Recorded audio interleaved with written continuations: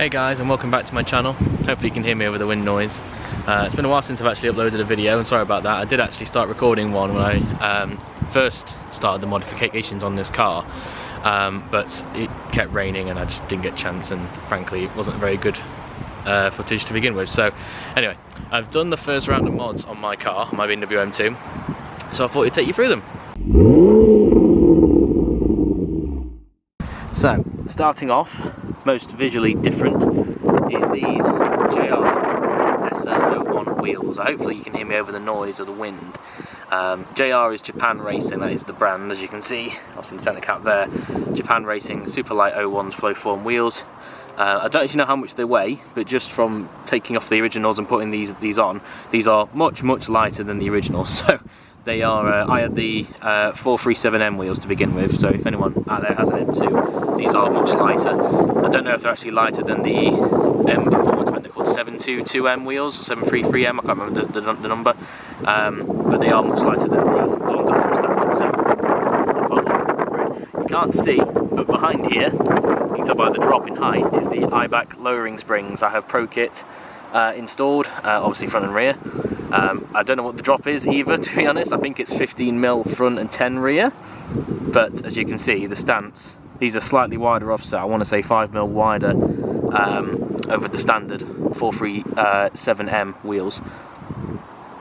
As you can see at the back, the stance is really good. The fitment, honestly I couldn't be happy with it. It fits absolutely millimetre perfect. With these lowering springs and these wheels with this offset, it just looks great, and I love how much you can see the blue brake caliper in there.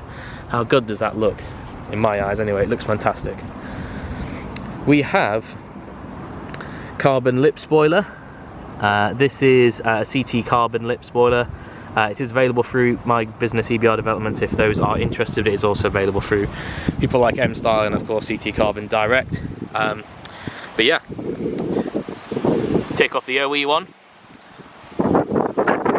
Sorry about the wind, I do apologise. The weather is very unpredictable today. It was gloriously sunny when I arrived.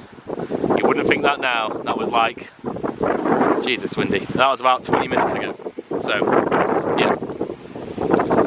And this big boy, Milltek Sport exhaust catback.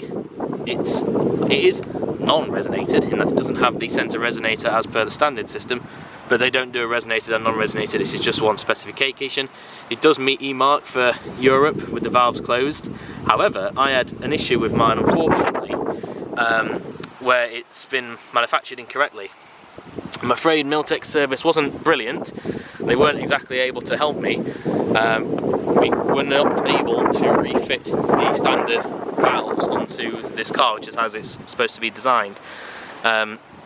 So we left the valves disconnected physically. I mean, on top of those trays down there, so there's a black BMW valve motor on there. I don't know if you can see. You can just see the valve is open. Now they are default closed on the Milltek system, which I think is actually incorrect. Oh, we've got something loud coming up the street. Nope. Yes, so they're default closed on the Milltek system, which I think is incorrect because they are default open on the M system. So long story short, we just could not make it work at all. So the rattling that the valves made was absolutely unbearable. Now, since the valves are always open on cold start anyway, I decided that's when the car's at its loudest, and that's the time I would want it to be closed if I could, you know, to save my neighbour's sanity. Because they are open anyway, at that point, then I don't really care, because I tend to drive it in loud mode all the time anyway. So we've actually had them welded open. The Milltek system goes to 2 valves compared to 1. I don't know if you can see in there or not on the camera, but it is open all the time. So it is loud with a capital L. But despite the issues with the fitment, I must say, it does sound absolutely astonishing when you're on song. It does actually sound a bit like a Mark IV Supra. I'm going to put in some static revs now so you can get an idea of what I'm talking about.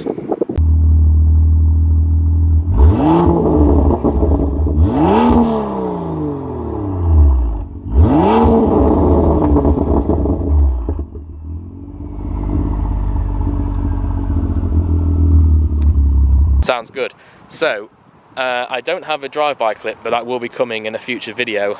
There will be lots more content coming on this car, as we have a group drive organised very soon with some friends, so there's going to be some decent footage and some decent sound clips coming from that. So I won't try and capture them now, especially because the engine is cold and I don't want to rev it while it's cold.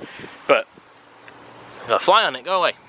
I've literally just cleaned it for this video. You can tell I'm not a car detailer, can't you? It's not that clean still.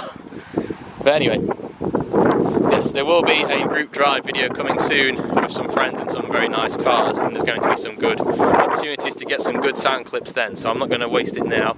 Enjoy the static ones. My TikTok has more content if you want to have a follow of that.